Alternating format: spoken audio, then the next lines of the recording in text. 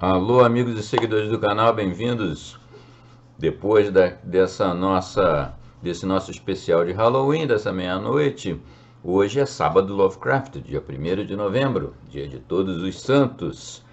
E nós vamos dar sequência aqui na narração dessa novela fantástica de Robert E. Howard, Skullface, o Cara de Caveira. Hoje é a segunda postagem de um total de 3. A nossa aventura se conclui no sábado que vem, né, dia 8 de novembro. Mas como eu já tinha dito, não vai ter comentários. Comentários estão na primeira postagem. Quem ainda não conseguiu começar, comece agora pelo primeiro, obviamente, hoje o segundo, né? Não se esqueçam de dar o nosso aquele apoio que tem ajudado muito o canal aqui, o canal Vitor Man, Literatura Fantástica e de Terror. Não se esqueçam de dar os likes, não se esqueçam do hype ao final, comentários, sempre muito mais bacana de tudo, e os compartilhamentos para ajudar a aumentar. Na descrição do vídeo tem outras formas de apoio que vocês, se puderem, podem nos dar. Abraço a todo mundo. Saudações, vamos direto para Skullface, o Cara de Caveira.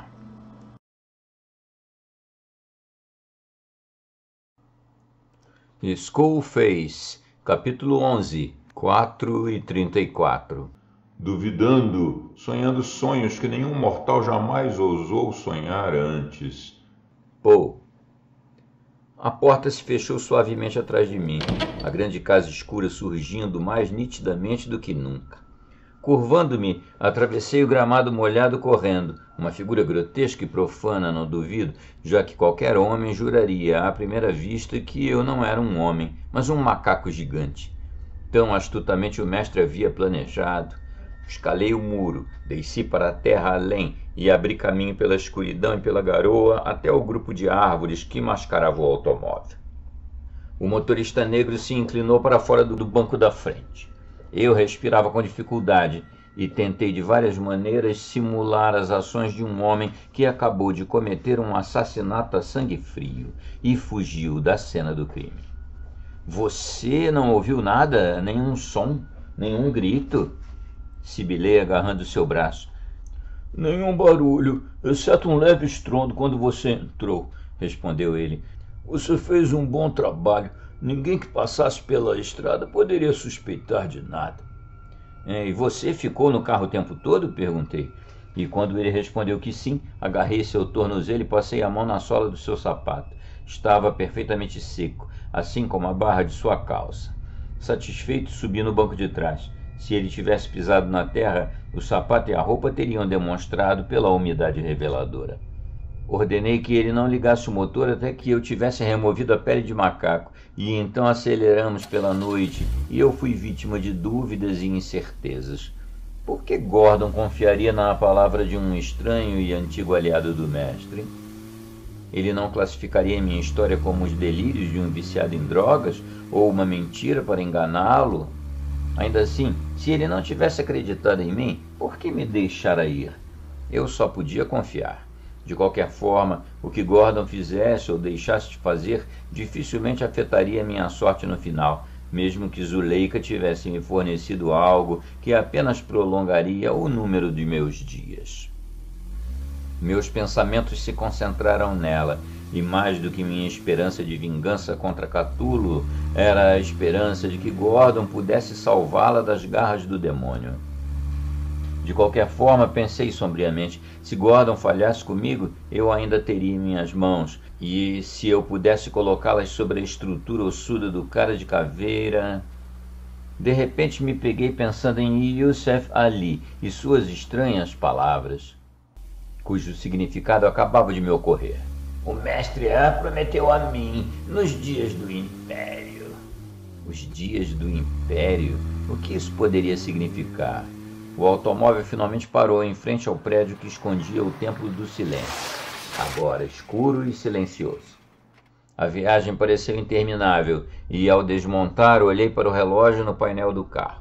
Meu coração disparou. Eram 4h34 e, a menos que meus olhos me enganassem, vi um movimento nas sombras do outro lado da rua, sob o clarão do poste de luz.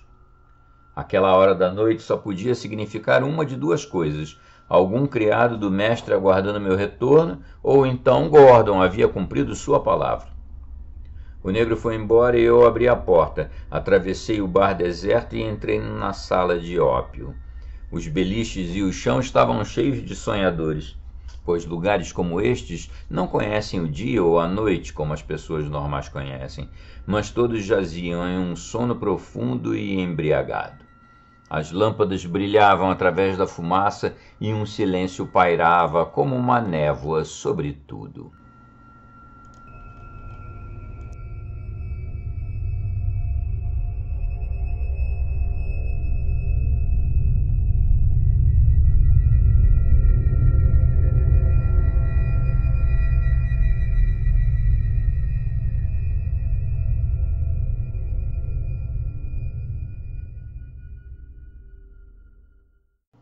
Capítulo 12. A batida das 5. Ele viu rastros gigantescos de morte e muitas formas de destruição. Chesterton. 2 rapazes chineses agacharam-se entre as fogueiras de fumaça, olhando-me fixamente enquanto eu me esgueirava por entre os corpos reclinados e me dirigia à porta dos fundos. Pela primeira vez atravessei o corredor sozinho e encontrei tempo para me perguntar novamente sobre o conteúdo dos estranhos baús que ladeavam as paredes. 4 batidas na parede inferior do piso e um momento depois eu estava na sala dos ídolos. Arfei de espanto. O fato de Catullus estar sentado do outro lado da mesa em todo o seu horror não foi a causa da minha exclamação. Exceto pela mesa, a cadeira em que o cara de caveira estava sentado e o altar, agora sem incenso, a sala estava completamente vazia. Paredes monótonas e feias do armazém abandonado encontraram meu olhar em vez das tapeçarias caras às quais eu havia me acostumado. As palmeiras, o ídolo, o biombo laqueado, tudo havia desaparecido. Ah, Sr. Costigan, o senhor está se perguntando, sem dúvida. A voz morta do mestre interrompeu meus pensamentos. Seus olhos de serpente brilharam sinuosamente. Os longos dedos amarelos se entrelaçaram sobre a mesa. O senhor achou que eu era um tolo crédulo, sem dúvida. Ele bateu de repente. O senhor achou que eu não o seguiria. Seu tolo, Yusuf Ali estava em seus calcanhares o tempo todo. Por um instante fiquei sem palavras, congelado pelo impacto dessas palavras em meu cérebro. Então, quando sua importância se consolidou, lancei-me para a frente com um rugido. No mesmo instante, antes que meus dedos se fechassem sobre o horror zombeteiro do outro lado da mesa, homens correram de todos os lados. Girei e, com a clareza do ódio, em meio ao turbilhão de rostos selvagens, identifiquei Yusuf Ali e bati meu punho direito contra sua têmpora com toda a minha força. No momento em que ele caiu, Hassim me jogou de joelhos e um chinês lançou uma rede de proteção sobre meus ombros. Levantei-me ereto, arrebatando as cordas robustas, e então um cacetete nas mãos de Ganra Singh me esticou atordoado e sangrando no chão. Mãos magras e musculosas me agarraram e me amarraram com cordas que cortaram cruelmente minha carne. Emergindo das brumas da semi-inconsciência, encontrei-me deitado no altar com o mascarado Catullus elevando-se sobre mim como uma torre de marfim. Em um semicírculo estavam Ganra Singh, Yah Khan, Yun Shatu e vários outros que eu conhecia como frequentadores do Templo dos Sonhos. Além deles, e a visão me cortou o coração, vi Zuleika agachada em uma porta, com o rosto pálido e as mãos pressionadas contra o rosto em uma atitude de terror abjeto. Eu não confiava plenamente em você, disse Catullus sibilantemente. Então enviei Yusuf Ali para segui-lo. Ele chegou ao grupo de árvores à sua frente e, seguindo-o para dentro da propriedade, ouviu sua conversa muito interessante com John Gordon. Pois ele escalou o muro da casa como um gato e se agarrou ao parapeito da janela. Seu motorista atrasou-se propositalmente para dar a Youssef Ali bastante tempo para voltar. Decidi mudar de residência de qualquer maneira. Meus móveis já estão a caminho de outra casa. E assim que nos livrarmos do traidor, você, partiremos também, deixando uma pequena surpresa para seu amigo Gordon quando ele chegar aqui às 5h30. Meu coração deu um súbito salto de esperança.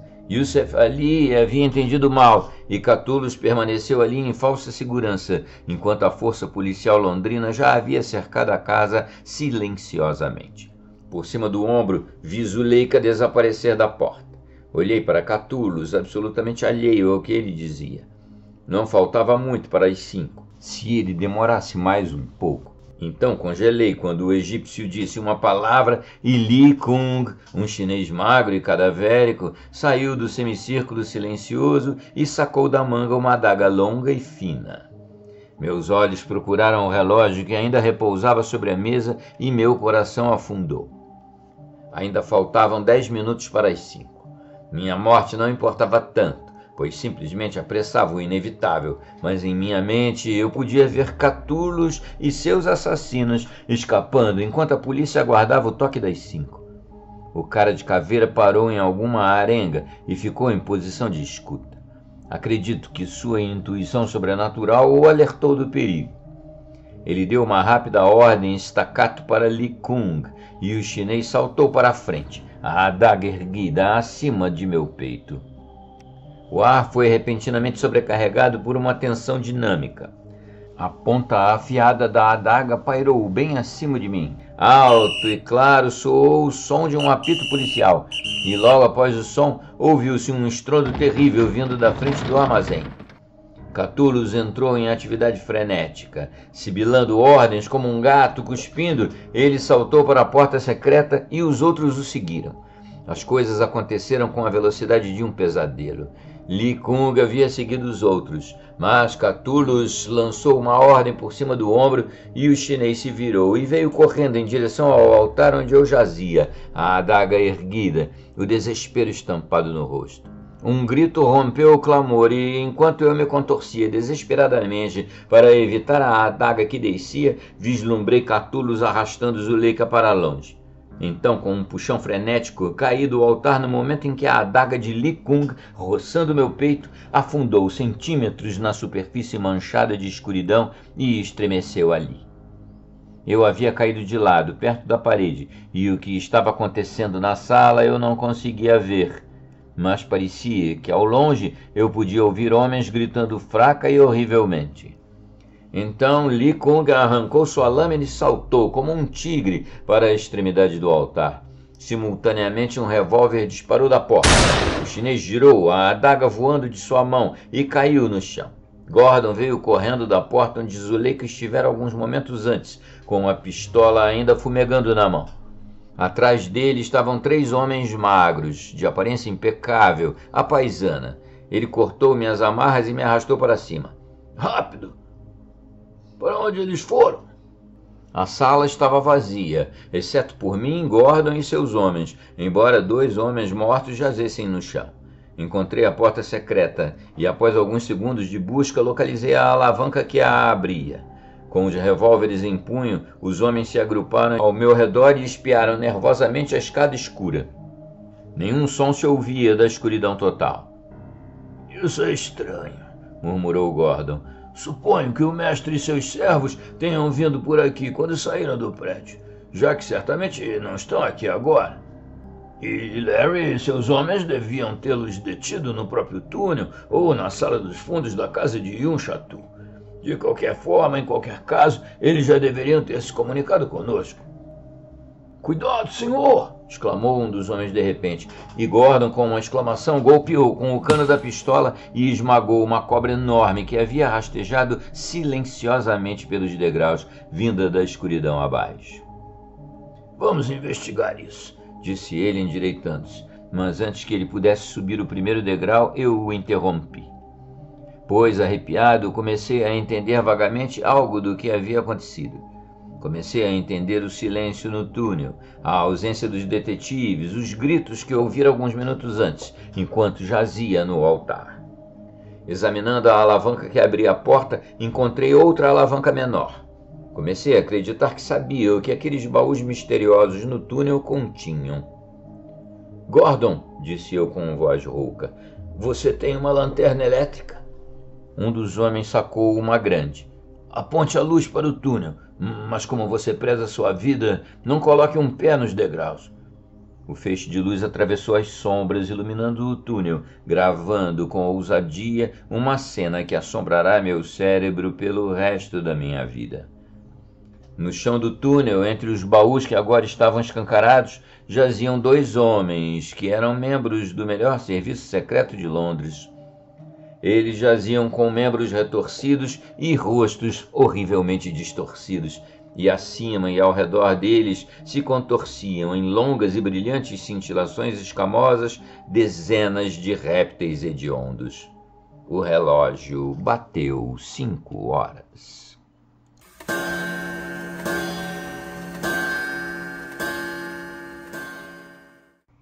Capítulo 13. O mendigo cego que viajou. Parecia um mendigo como os Lags, procurando cascas e cerveja. A fria e cinzenta aurora se esgueirava sobre o rio enquanto estávamos no bar deserto do Templo dos Sonhos. Gordon interrogava os 2 homens que haviam permanecido de guarda do lado de fora do prédio, enquanto seus infelizes companheiros entravam para explorar o túnel. "Assim que ouvimos o apito, senhor, Larry e Merkin correram para o bar e invadiram a sala de ópio, enquanto esperávamos aqui na porta do bar, seguindo as ordens. Imediatamente vários drogados esfarrapados saíram cambaleando e nós os agarramos, mas ninguém mais saiu e não ouvimos nada de Larry e Merkin. Então apenas esperamos até o senhor chegar." "O senhor não viu nada de um negro gigante ou do chinês Yun Shatu?" "Não, senhor. Depois de um tempo, os patrulheiros chegaram e colocamos um cordão de isolamento ao redor da casa, mas ninguém foi visto." Gordon deu de ombros. Algumas perguntas superficiais o convenceram de que os cativos eram viciados e inofensivos, e ele os libertou. "Tem certeza de que ninguém mais saiu?" "Sim, senhor. Não, espere um momento. Um velho mendigo cego e miserável saiu, todo esfarrapado e sujo, com uma moça esfarrapada o guiando. Nós o paramos, mas não o detivemos. Um miserável como aquele não podia ser prejudicial, não é?" Gordon se sobressaltou. "Para onde ele foi?" "A moça o levou pela rua até o quarteirão seguinte, e então um automóvel parou. Eles entraram e partiram, senhor." Gordon o encarou. A estupidez do detetive londrino se tornou, com razão, uma piada internacional, disse ele acidamente. "Sem dúvida, nunca lhe ocorreu estranho que um mendigo de Limehouse andasse por aí em seu próprio automóvel?" Então, impacientemente, acenando para o homem que tentava falar mais, ele se virou para mim e eu vi as rugas de cansaço sob seus olhos. "Sr. Costigan, se o senhor vier ao meu apartamento, talvez possamos esclarecer algumas coisas."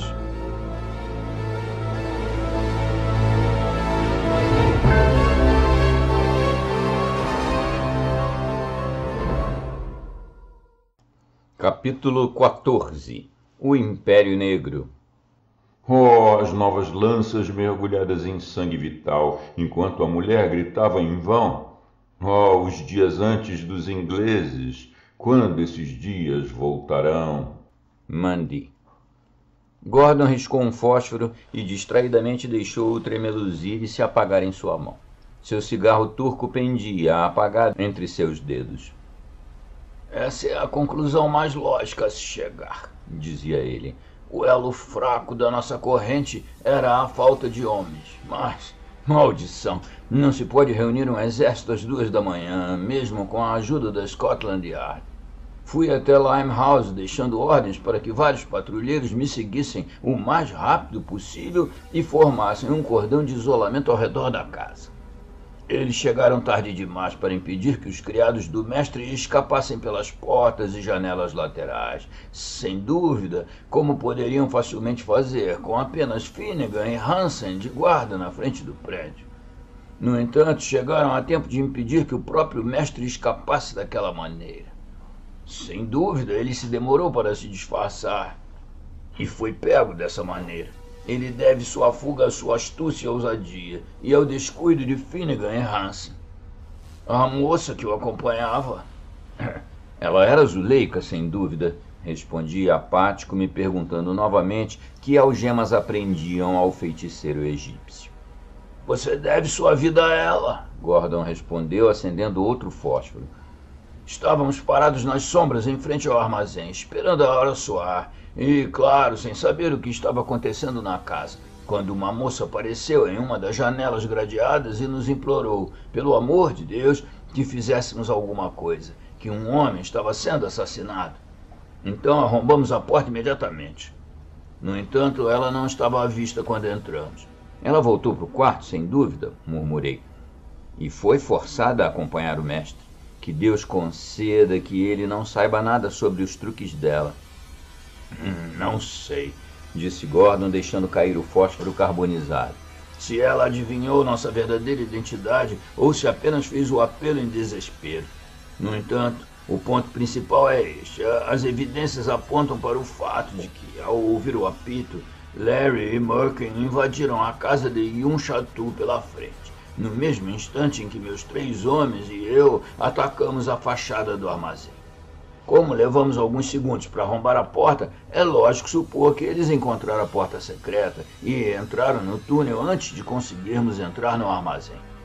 O mestre, sabendo de nossos planos de antemão, ciente de que uma invasão seria feita pelo túnel e tendo se preparado há muito tempo para tal urgência. Um arrepio involuntário me sacudiu. O mestre acionou a alavanca que abriu o baú. Os gritos que você ouviu enquanto estava deitado no altar eram os gritos de morte de Larry e Merkin. Então, deixando o chinês para trás para acabar com você, o mestre e os demais desceram pelo túnel.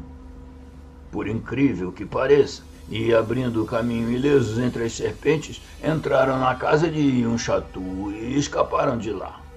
Como eu disse. E isso parece impossível, porque as cobras não se voltariam contra eles. Gordon finalmente acendeu o cigarro e deu uma tragada por alguns segundos antes de responder. Os répteis ainda poderiam estar dando toda a sua atenção hedionda aos moribundos. Ou então, em ocasiões anteriores, fui confrontado com provas indiscutíveis do domínio do mestre sobre feras e répteis, mesmo das ordens mais baixas ou perigosas.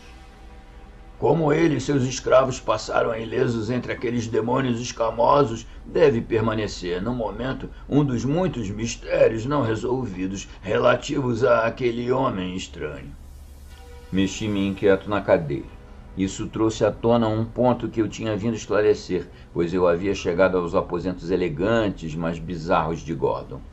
Você ainda não me disse, eu disse abruptamente, quem é esse homem e qual é a sua missão? Quanto a quem ele é, eu só posso dizer que ele é conhecido como você o chama, o mestre. Nunca o vi sem máscara, nem sei seu nome verdadeiro, nem sua nacionalidade. Posso esclarecê-lo até certo ponto, interrompi. Eu o vi desmascarado e ouvi o nome que seus escravos o chamavam. Os olhos de Gordon brilharam e ele se inclinou para a frente. Seu nome, continuei, é Catullus, e ele afirma ser egípcio. Catullus, repetiu Gordon. Você diz que ele afirma ser egípcio? Tem algum motivo para duvidar de sua reivindicação dessa nacionalidade? Ele pode ser do Egito, respondi lentamente, mas é diferente de alguma forma de qualquer humano que já vi ou espero ver. A idade avançada pode explicar algumas de suas peculiaridades, mas há certas diferenças lineares que meus estudos antropológicos me dizem que estão presentes desde o nascimento. Características que seriam anormais em qualquer outro homem, mas que são perfeitamente normais em Catullus. Isso soa paradoxal, admito, mas para apreciar plenamente a horrível desumanidade do homem, você teria que vê-lo pessoalmente. Gordon concentrou toda a atenção enquanto eu rapidamente esboçava a aparência do egípcio, como eu me lembrava dela. E essa aparência ficou indelevelmente gravada em meu cérebro para sempre. Quando terminei, ele assentiu. Como eu disse, nunca vi Catullus, exceto quando disfarçado de mendigo, leproso ou algo assim, quando estava praticamente envolto em trapos. Mesmo assim, também fiquei impressionado com uma estranha diferença nele, algo que não está presente em outros homens. Gordon bateu no joelho com os dedos, um hábito seu quando profundamente absorto em algum problema. Você perguntou sobre a missão deste homem, começou ele lentamente. Vou lhe contar tudo o que sei. Minha posição no governo britânico é única e peculiar. Ocupo o que poderia ser chamado de uma comissão itinerante, um cargo criado exclusivamente para atender às minhas necessidades especiais. Como oficial do serviço secreto durante a guerra, convenci os poderosos da necessidade desse cargo e da minha capacidade em preenchê-lo. Há pouco mais de 17 meses, fui enviado à África do Sul para investigar a agitação que vinha crescendo entre os nativos do interior desde a Primeira Guerra Mundial e que ultimamente assumiu proporções alarmantes. Lá encontrei pela primeira vez a pista desse homem, Catullus. Descobri por meio de rodeios que a África era um caldeirão fervente de rebeliões, do Marrocos à Cidade do Cabo. O velho voto havia sido feito novamente. Os negros e os muçulmanos unidos deveriam expulsar os homens brancos para o mar.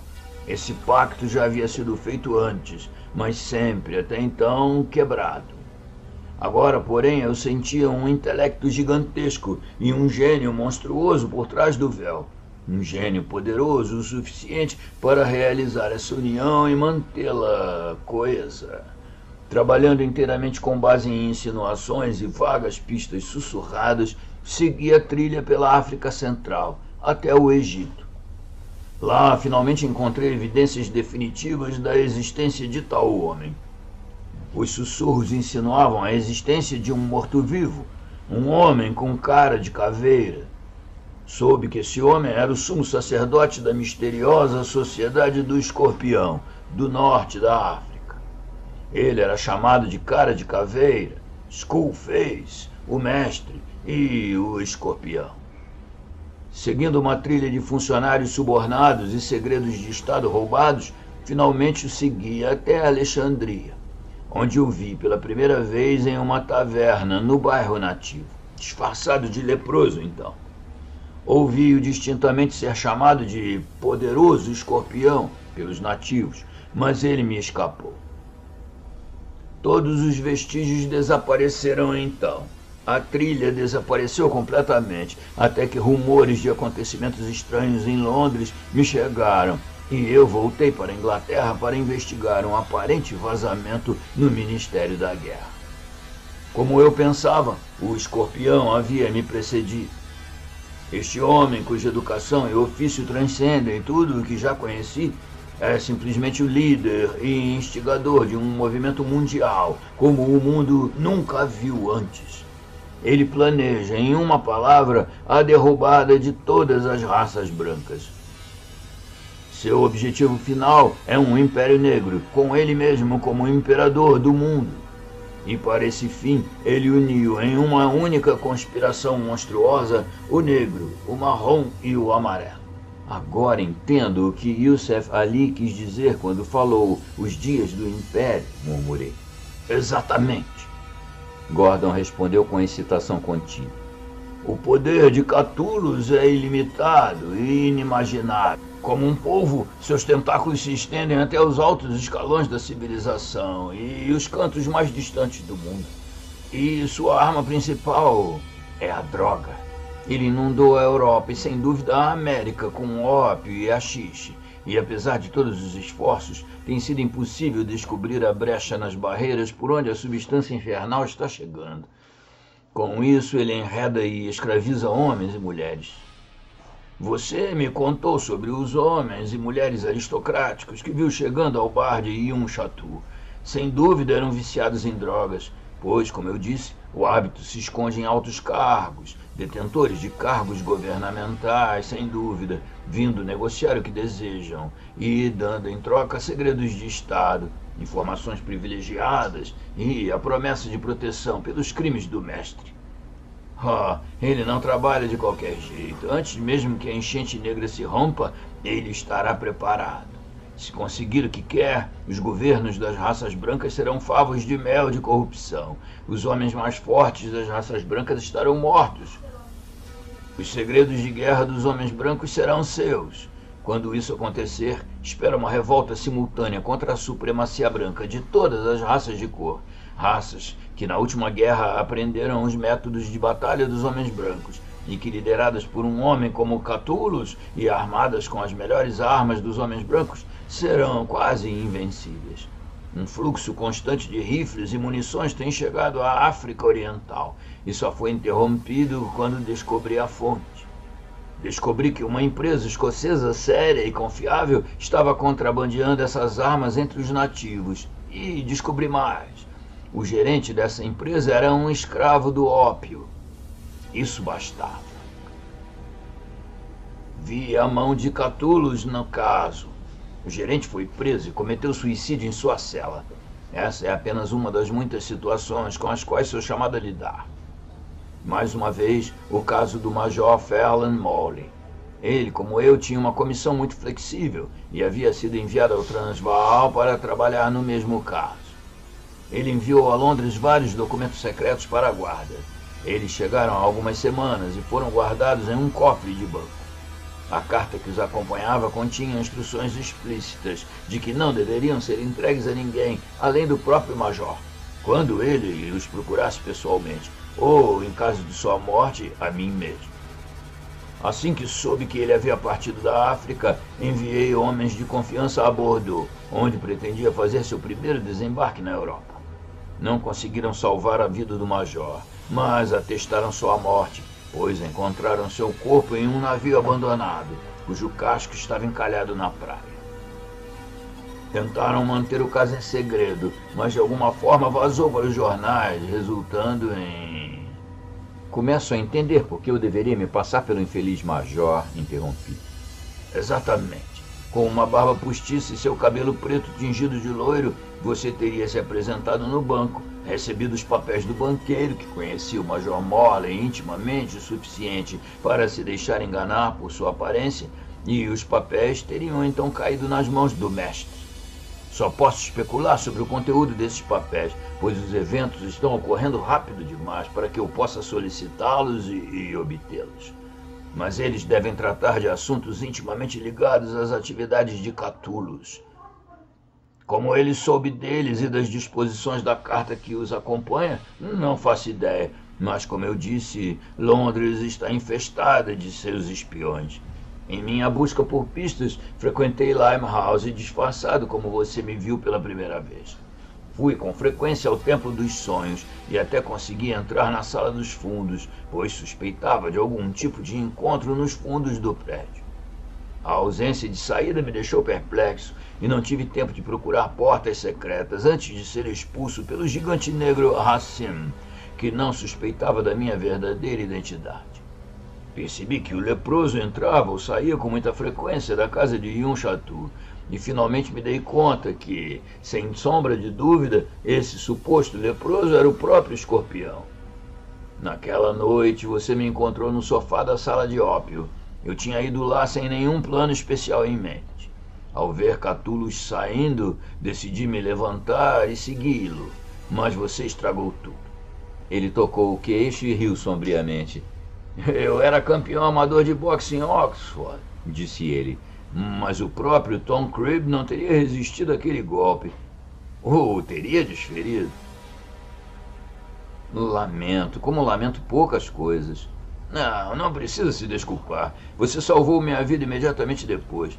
Fiquei atordoado, mas não o suficiente para saber que aquele demônio do Yusuf Ali estava louco para arrancar meu coração. Como você foi parar na propriedade de Sir Haldred Frenton? E como não invadiu o bar de Yun Chatu? Não mandei invadir o local porque sabia que, de alguma forma, Catullus seria avisado e nossos esforços seriam em vão. Eu estava na casa de Sir Haldred naquela noite, porque me esforcei para passar pelo menos parte de cada noite com ele, desde que voltou do Congo. Previ um atentado contra sua vida, quando soube por seus próprios lábios que ele estava preparando, com base nos estudos que fez nesta viagem, um tratado sobre as sociedades nativas secretas da África Ocidental. Ele insinuou que as revelações que pretendia fazer poderiam ser sensacionais, para dizer o mínimo. Como é vantajoso para Catullus destruir homens que possam alertar o mundo ocidental para o perigo, eu sabia que Sir Haldred era um homem marcado. De fato, 2 atentados distintos contra sua vida foram feitos em sua jornada do interior da África para a costa. Então, coloquei 2 homens de confiança de guarda e eles estão em seus postos até agora. Vagando pela casa escura, ouvi o barulho de sua entrada e, avisando meus homens, desci furtivamente para interceptá-lo. No momento da nossa conversa, Sir Haldred estava sentado em seu escritório às escuras, com um homem da Scotland Yard com uma pistola em punho de cada lado. A vigilância deles, sem dúvida, explica o fracasso de Yusuf Ali em tentar o que o senhor foi enviado para fazer. Algo em sua atitude me convenceu, apesar de você mesmo, refletiu ele.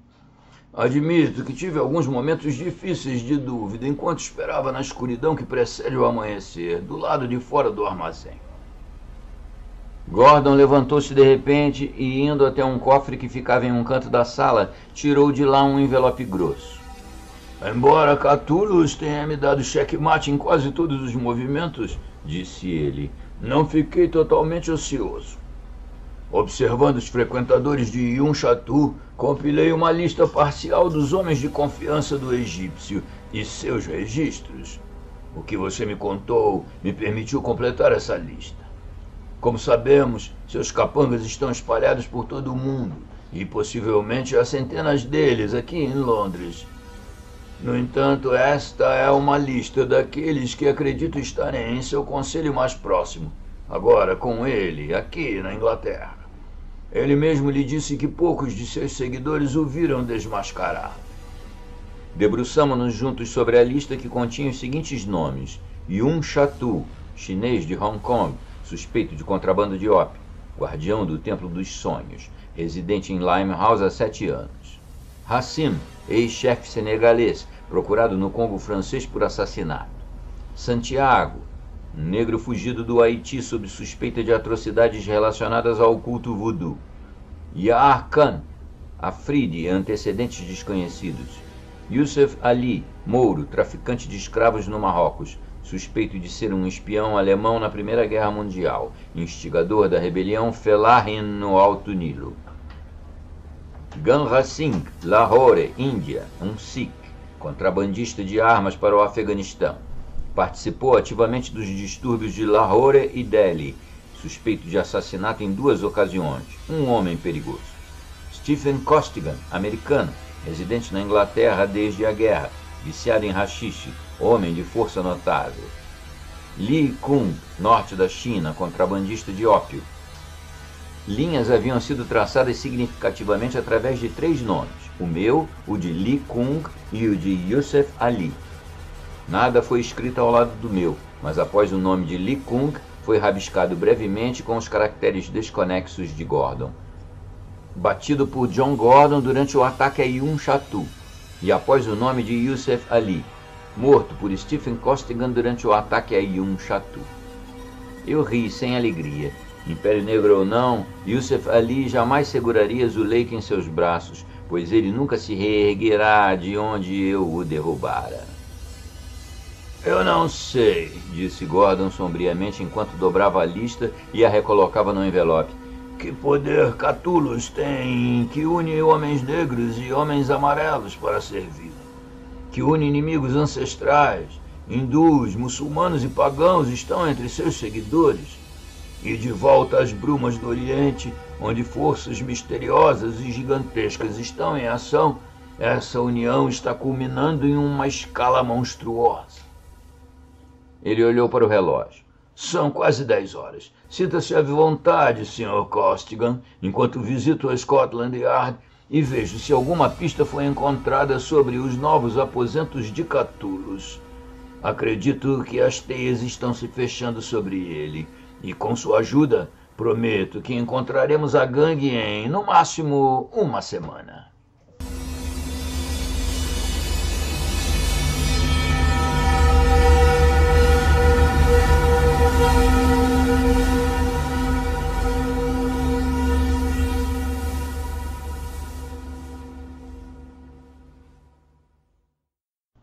Capítulo 15. A marca do Tulwar. O lobo alimentado se enrola ao lado de sua companheira sonolenta em uma terra pisada, mas os lobos magros esperam. Mandy. Sentei-me sozinho nos aposentos de John Gordon e ri sem alegria. Apesar do estímulo do elixir, a tensão da noite anterior, com sua perda de sono e suas ações de partir o coração, estava me afetando. Minha mente era um turbilhão caótico, onde os rostos de Gordon, Catullus e Zuleika se moviam com uma rapidez entorpecente. Todo o volume de informações que Gordon me dera parecia confuso e incoerente. Nesse estado de ser, um fato se destacava com ousadia. Eu precisava encontrar o último esconderijo do egípcio e tirar Zuleika de suas mãos, se é que ela ainda estava viva. Uma semana, Gordon dissera, ri novamente. Uma semana e eu não poderia ajudar ninguém. Eu havia encontrado a quantidade certa de elixir para usar. Sabia a quantidade mínima necessária para o meu organismo e sabia que conseguiria fazer o frasco durar no máximo 4 dias. 4 dias. 4 dias para vasculhar os buracos de rato de Limehouse e Chinatown. 4 dias para descobrir em algum lugar nos labirintos do East End o covil de Catullus. Eu ardia de impaciência para começar, mas a natureza se rebelou e, cambaleando até um sofá, caí nele e adormeci instantaneamente. Então alguém me sacudiu. Acorde, Sr. Costigan. Sentei-me piscando. Gordon estava de pé sobre mim, com o rosto abatido. Aí está o trabalho do diabo, Costigan. O escorpião atacou de novo. Levantei-me de um salto, ainda meio adormecido, e apenas parcialmente ciente do que ele estava dizendo. Ele me ajudou a vestir o casaco, empurrou meu chapéu para mim, e então seu aperto firme em meu braço me impulsionou para fora de sua porta e escada abaixo. As luzes da rua estavam acesas. Eu havia dormido um tempo incrível. Uma vítima lógica. Eu sabia que meu companheiro estava dizendo. Ele deveria ter me avisado no instante de sua chegada. Eu não entendo, comecei atordoado. Estávamos na calçada agora, e Gordon chamou um táxi, dando o endereço de um hotel pequeno e modesto em uma área sóbria e recatada da cidade. O Barão Rokov, ele disse enquanto rodávamos em velocidade imprudente.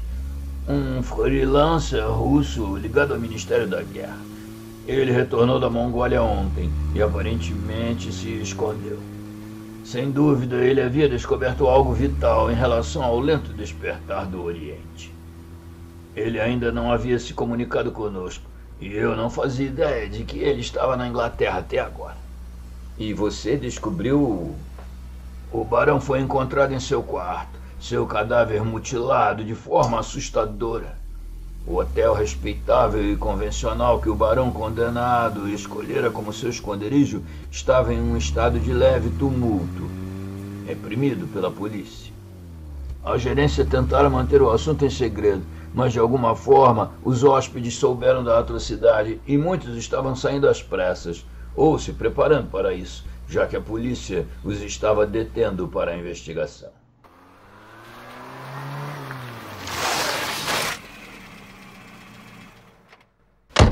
O quarto do barão, que ficava no último andar, estava em um estado indescritível. Nem mesmo na Primeira Guerra Mundial eu vi uma desordem tão completa. Nada havia sido tocado. Tudo permanecia exatamente como a camareira o encontrara meia hora antes. Mesas e cadeiras jaziam estilhaçadas no chão, e os móveis, o piso e as paredes estavam salpicados de sangue.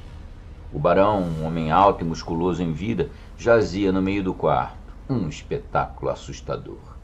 Seu crânio fora fendido até as sobrancelhas, um corte profundo sob a axila esquerda havia atravessado suas costelas e seu braço esquerdo pendia por um pedaço de carne.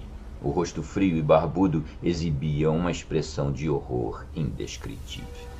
Deve ter sido usada alguma arma pesada e curva, disse Gordon. Algo como um sabre, empunhado com uma força terrível. Veja onde um golpe fortuito afundou centímetros no parapeito da janela.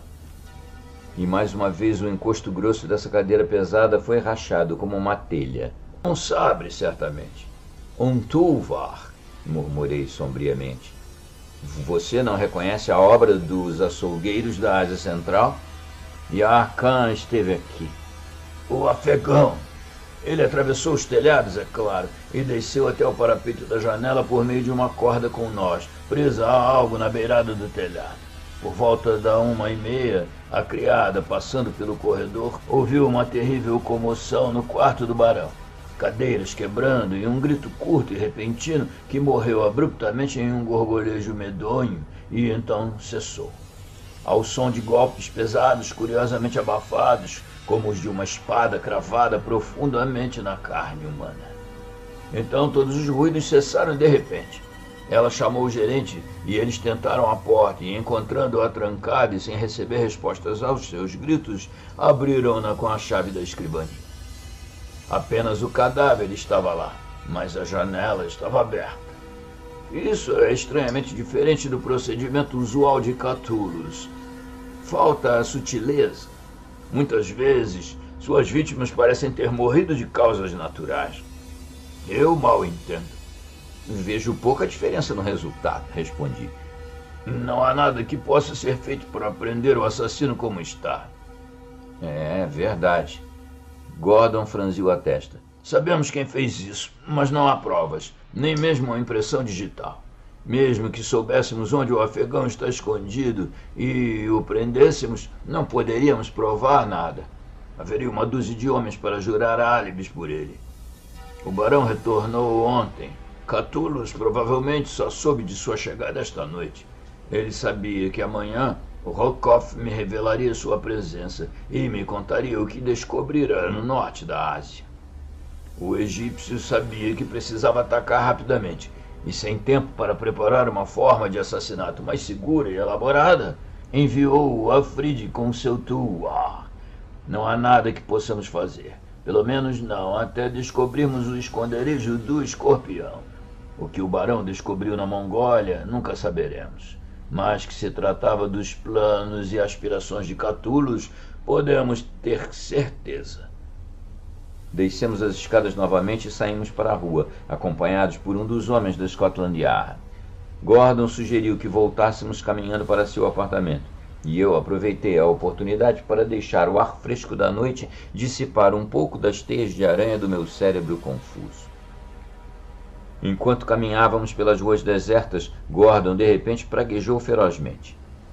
Esse é um verdadeiro labirinto que estamos seguindo, que não leva a lugar nenhum. Aqui, no coração da metrópole da civilização, o pior inimigo dessa mesma civilização comete crimes da mais ultrajante natureza e sai impune. Somos crianças vagando na noite, lutando contra um mal invisível, lidando com um demônio encarnado, de cuja verdadeira identidade nada sabemos e cujas verdadeiras ambições só podemos adivinhar. Nunca conseguimos prender um dos capangas diretamente ligados ao egípcio, e os poucos ingênuos instrumentos dele que apreendemos morreram misteriosamente antes que pudessem nos dizer qualquer coisa. Repito, que estranho poder Catullus tem para dominar esses homens de diferentes credos e raças.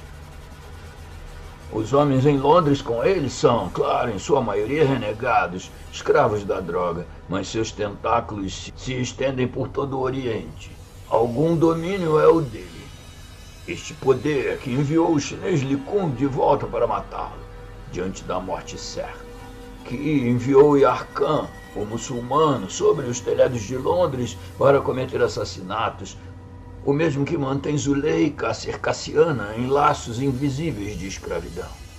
É claro que sabemos, continuou ele após um silêncio pensativo, que o Oriente tem sociedades secretas que estão por trás e acima de todas as considerações de credos.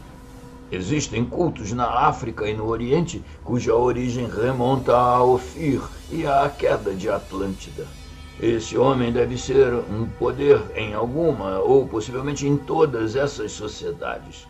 Ora, além dos judeus, não conheço nenhuma raça oriental que seja tão cordialmente desprezada pelas outras raças orientais quanto os egípcios. No entanto, aqui temos um homem, um egípcio, segundo suas próprias palavras, controlando as vidas e os destinos de muçulmanos ortodoxos, hindus, shintoístas e adoradores do diabo. É antinatural. Você já, ele se virou para mim abruptamente, ouviu o oceano ser mencionado em conexão com Catullus? Nunca. Há uma superstição generalizada no norte da África, baseada em uma lenda muito antiga, de que o grande líder das raças de cor surgiria do mar. E uma vez ouvi um berbere falar do escorpião como o filho do oceano. Esse é um termo de respeito entre aquela tribo, não é? Sim. Ainda me pergunto às vezes.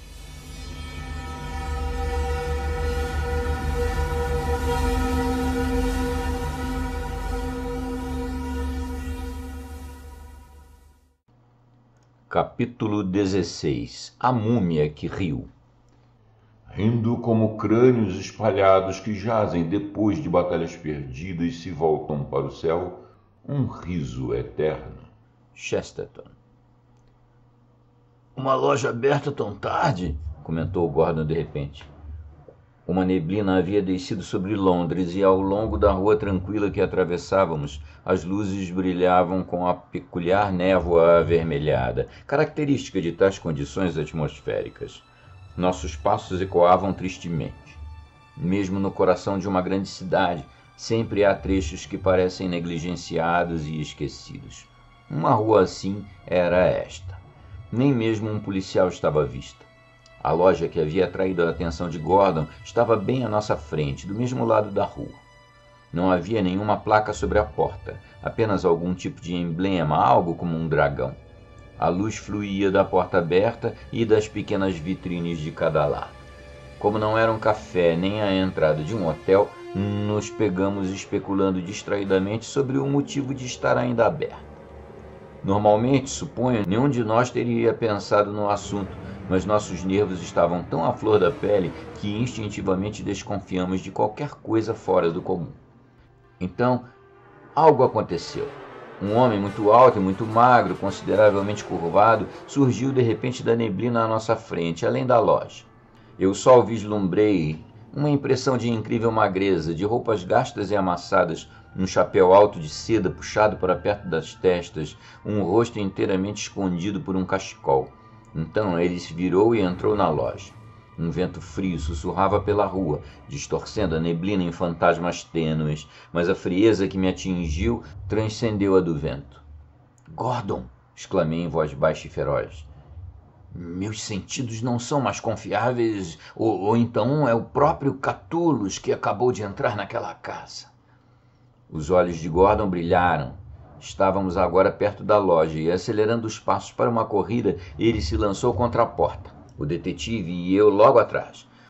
Uma estranha variedade de mercadorias nos chamou a atenção.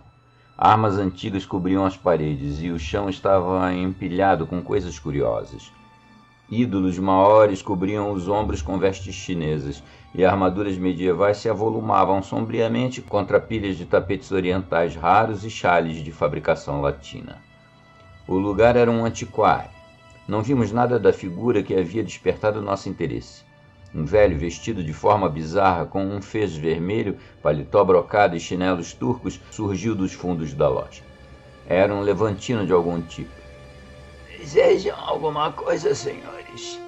Vocês ficam abertos até bem tarde", disse Gordon abruptamente, seus olhos percorrendo rapidamente a loja em busca de algum esconderijo secreto que pudesse ocultar o objeto de nossa busca.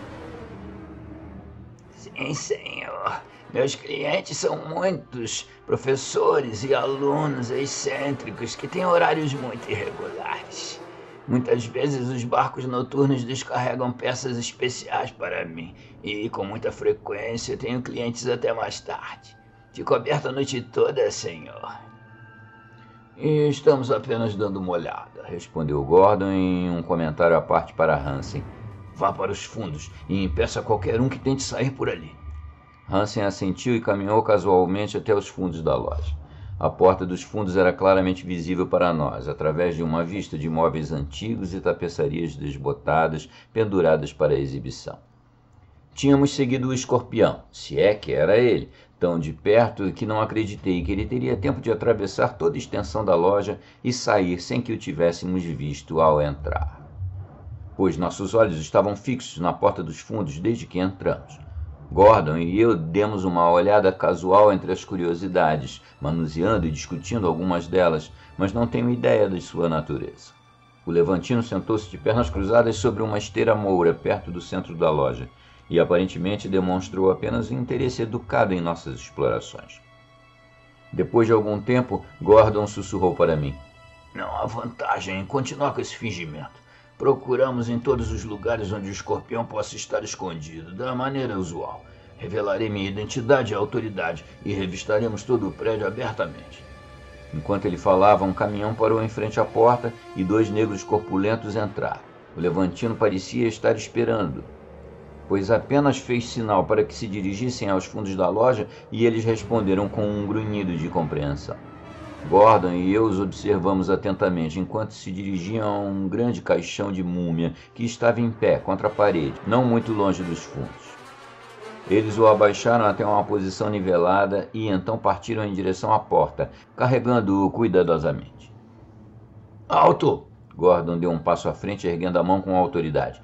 Represento a Scotland Yard, disse ele rapidamente. E tenho autorização para tudo o que decidir fazer. Larguem essa múmia. Nada sai dessa loja até que a tenhamos revistado completamente. Os negros obedeceram sem dizer uma palavra, e meu amigo se virou para o Levantino, que aparentemente não perturbado nem interessado, fumava um narguilé turco. Quem era aquele homem alto que entrou pouco antes de nós? E para onde ele foi? Ninguém entrou antes do senhor, meu caro. Ou se alguém entrou, eu estava nos fundos da loja e não vi nada. O senhor certamente tem liberdade para revistar minha loja, senhor.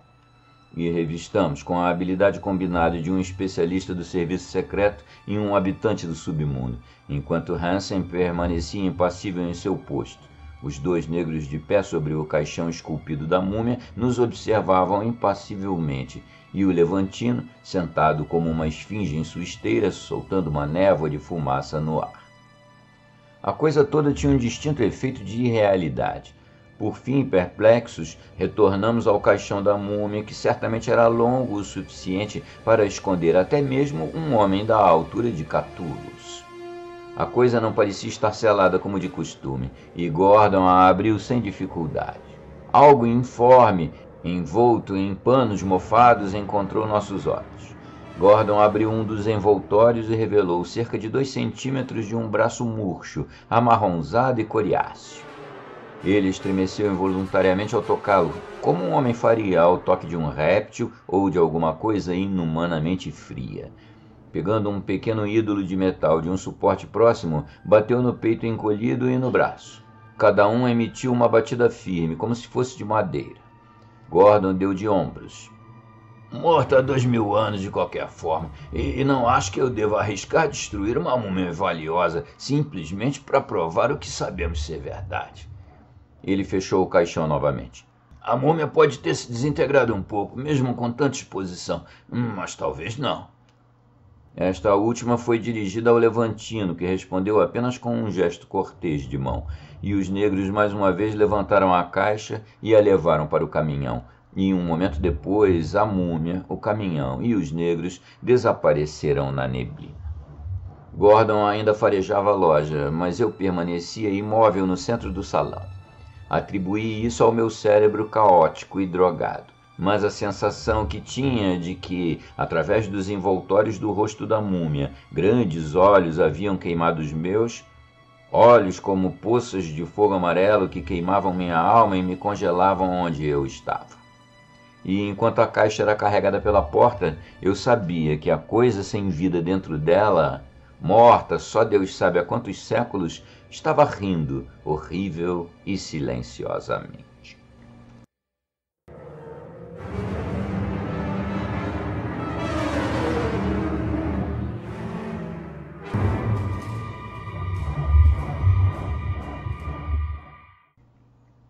Capítulo 17. O Homem Morto do Mar. Os deuses gregos rugem, deliram e sonham como todas as cidades submarinas. Chesterton. Gordon deu uma baforada selvagem em seu cigarro turco, olhando distraidamente sem ver para Hansen, que estava sentado à sua frente. Suponho que devemos atribuir a nós mesmos mais um fracasso. Aquele levantino, Camonos, é evidentemente uma criatura egípcia, e as paredes e o piso de sua loja provavelmente são cobertos por painéis e portas secretas que confundiriam um mago. Hansen respondeu, mas eu não disse nada. Desde nosso retorno ao apartamento de Gordon, eu sentia uma intensa languidez e lentidão que nem mesmo minha condição conseguia explicar. Eu sabia que meu organismo estava cheio do elixir, mas minha mente parecia estranhamente lenta e difícil de compreender, em contraste direto com o estado normal da minha mentalidade quando estimulada pela droga infernal. Essa condição estava me abandonando lentamente, como névoa flutuando na superfície de um lago, e eu me sentia como se estivesse acordando gradualmente de um sono longo e anormalmente profundo. Gordon dizia: eu daria tudo para saber se Camonos é realmente um dos escravos de Catullus, ou se o escorpião conseguiu escapar por alguma saída natural por onde entramos. Camonos é seu servo, é verdade, me peguei dizendo lentamente, como se procurasse as palavras certas. Ao sairmos, vi seu olhar pousar no escorpião desenhado em minha mão. Seus olhos se estreitaram e, enquanto nos afastávamos, ele conseguiu se aproximar de mim. E sussurrar em voz baixa e rápida: Zorro 48. Gordon se endireitou como um arco de aço frouxo. De fato, ele respondeu. Por que você não me contou na hora? Não sei. Meu amigo me olhou fixamente. Notei que você parecia um homem embriagado desde que entramos na loja, disse ele. Atribuí isso a algum resquício de haxixe, mas não. Catullus é, sem dúvida, um discípulo magistral de Mesmer. Seu poder sobre répteis venenosos demonstra isso. E estou começando a acreditar que essa é a verdadeira fonte de seu poder sobre os humanos. De alguma forma, o mestre o pegou desprevenido naquela loja e, em parte, afirmou seu domínio sobre sua mente. De que canto oculto lhe enviou suas ondas de pensamento para estilhaçar seu cérebro, eu não sei. Mas Catullus estava em algum lugar naquela loja, tenho certeza. Ele estava no estojo da múmia. O estojo da múmia? Gordon exclamou impaciente. Isso é impossível. A múmia o preenchia completamente e nem mesmo um ser tão magro quanto o mestre poderia ter encontrado espaço ali. Dei de ombros, incapaz de argumentar, mas de alguma forma certo da veracidade da minha declaração. Camonos, continuou Gordon, sem dúvida não é membro do círculo interno e não sabe da sua mudança de aliança. Vendo a marca do escorpião, ele sem dúvida supôs que você fosse um espião do mestre. Tudo isso pode ser uma conspiração para nos enredar, mas sinto que o homem foi sincero. O Zorro 48 não pode ser nada menos que o novo esconderijo do escorpião. Eu também sentia que Gordon estava certo, embora uma suspeita pairasse em minha mente.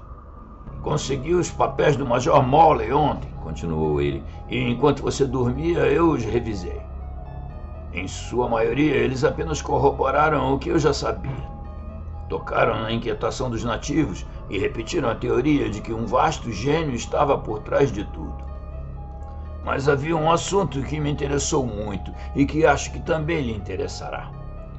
De seu cofre ele tirou um manuscrito escrito com a letra precisa do infeliz major e com uma voz monótona que pouco revelava sua intensa excitação, leu a seguinte narrativa de pesadelo. Considero este assunto digno de ser anotado. Quanto a se tem alguma relação com o caso em questão, os próximos desenvolvimentos mostrarão.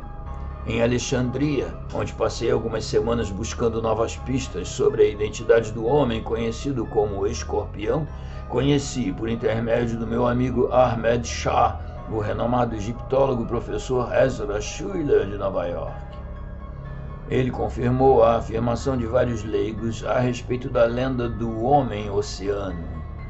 Esse mito, transmitido de geração em geração, remonta às brumas da antiguidade e, resumidamente, diz que um dia um homem emergirá do mar e liderará ao povo do Egito a vitória sobre todos os outros. Essa lenda se espalhou por todo o continente, de modo que agora todas as raças negras consideram que se trata da vinda de um imperador universal. O professor Schuller opinou que o mito estava de alguma forma conectado com a Atlântida perdida, que, segundo ele, ficava entre os continentes africano e sul-americano, e de cujos habitantes os ancestrais dos egípcios eram tributários. As razões para sua conexão são muito longas e vagas para serem mencionadas aqui, mas, seguindo a linha da sua teoria, ele me contou uma história estranha e fantástica. Disse que um amigo próximo seu, von Lorfmann, da Alemanha, uma espécie de cientista autônomo, já falecido, estava navegando ao largo da costa do Senegal há alguns anos, com o propósito de investigar e classificar os raros espécimes de vida marinha encontrados ali. Ele estava usando para esse propósito um pequeno navio mercante, tripulado por mouros, gregos e negros. Alguns dias fora da vista da terra, algo flutuando foi avistado, e esse objeto, sendo agarrado e trazido a bordo, provou ser uma caixa de múmia de um tipo muito curioso. O professor Schuller me explicou as características que a diferenciavam do estilo egípcio comum, mas, pelo seu relato bastante técnico, tive apenas a impressão de que se tratava de um objeto de formato estranho, esculpido com caracteres que não eram cuneiformes nem hieroglíficos. A caixa era fortemente laqueada, sendo estanque à água e ao ar, e von Lorfmann teve considerável dificuldade em abri-la. No entanto, ele conseguiu fazê-lo sem danificar a caixa, e uma múmia muito incomum foi revelada. Schuller disse que nunca viu nem a múmia nem a caixa, mas que pelas descrições dadas a ele pelo capitão grego que estava presente na abertura da caixa, a múmia diferia tanto do homem comum quanto a caixa diferia do tipo convencional. O exame provou que o sujeito não havia sido submetido ao procedimento usual de mumificação. Todas as partes estavam intactas, como em vida, mas toda a forma havia encolhido e endurecido, adquirindo uma consistência semelhante à da madeira. Envoltórios de tecido envolveram a coisa, que se desfez em pó e desapareceu no instante em que o ar a envolveu. Von Lorfmann ficou impressionado com o efeito sobre a tripulação.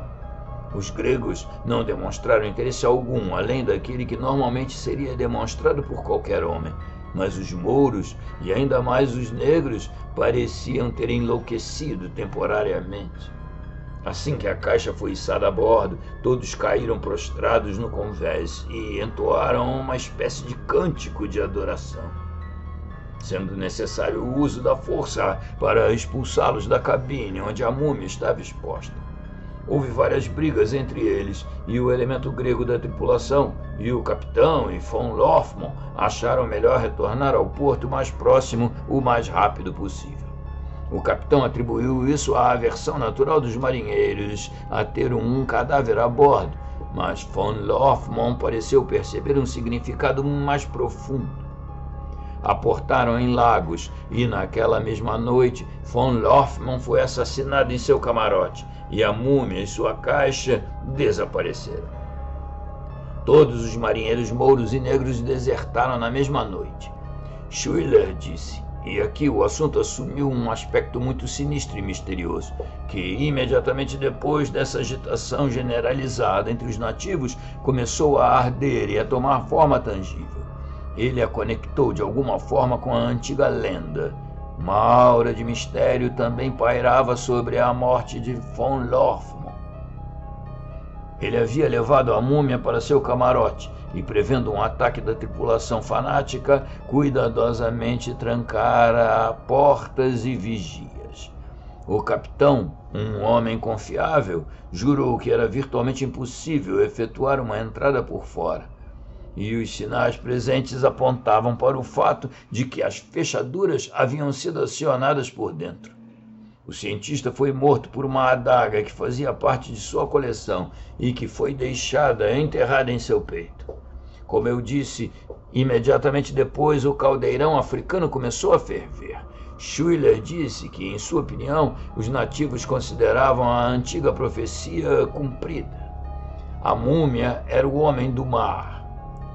Schuyler deu sua opinião de que a coisa era obra de Atlantes e que o homem da múmia era um nativo da Atlântida perdida.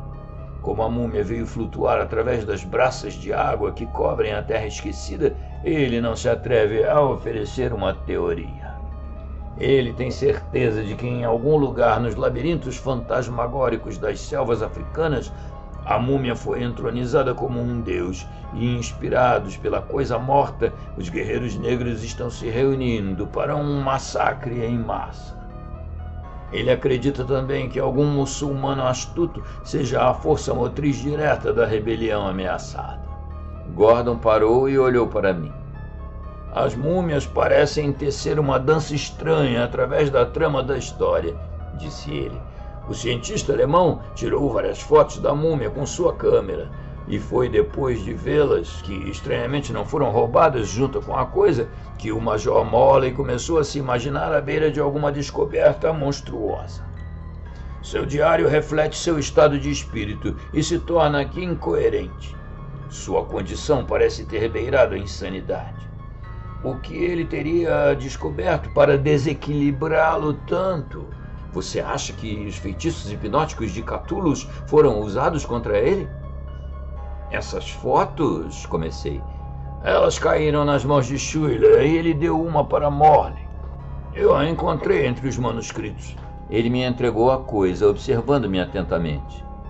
Eu a encarei, então me levantei cambaleante e me servi de um copo de vinho. Não um ídolo morto em uma cabana de voodoo, eu disse trêmulo, mas um monstro animado por uma vida assustadora, vagando pelo mundo em busca de vítimas.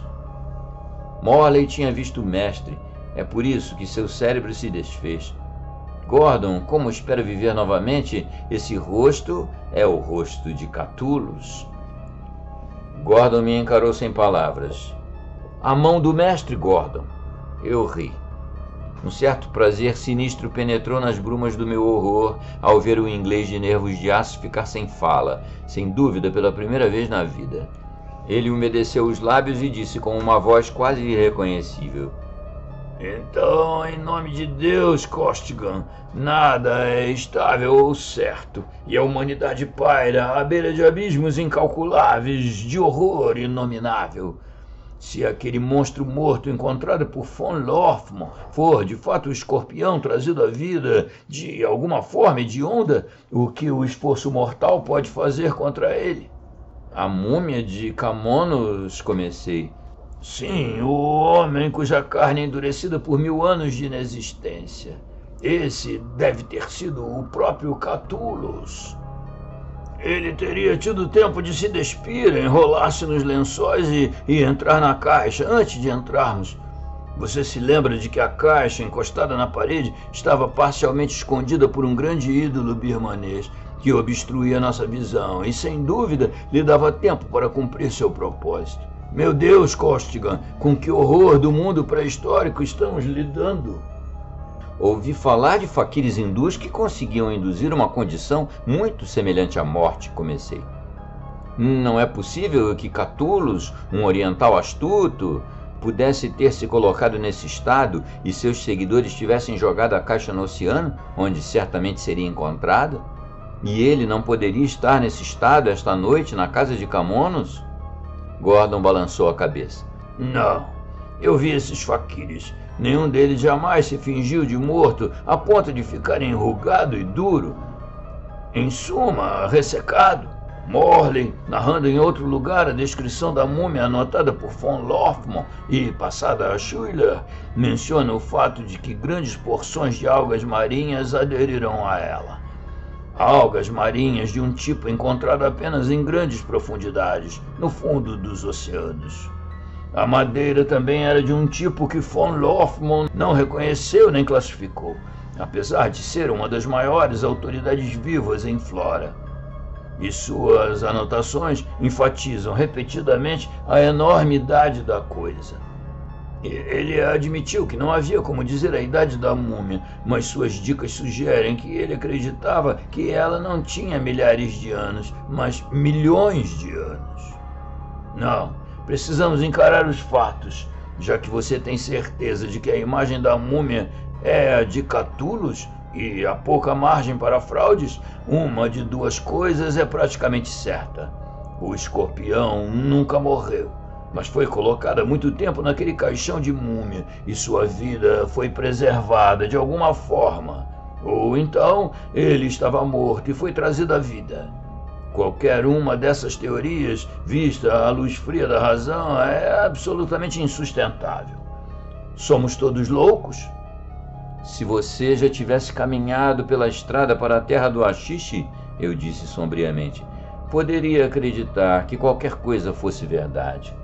Se você já tivesse olhado nos terríveis olhos reptilianos de Catullus, o feiticeiro, não duvidaria de que ele estava morto e vivo. Gordon olhou pela janela, seu belo rosto abatido pela luz cinzenta que começava a penetrá-los. De qualquer forma, disse ele, há dois lugares que pretendo explorar completamente antes que o sol nasça novamente: o antiquário de Camonos e o Sorro 48.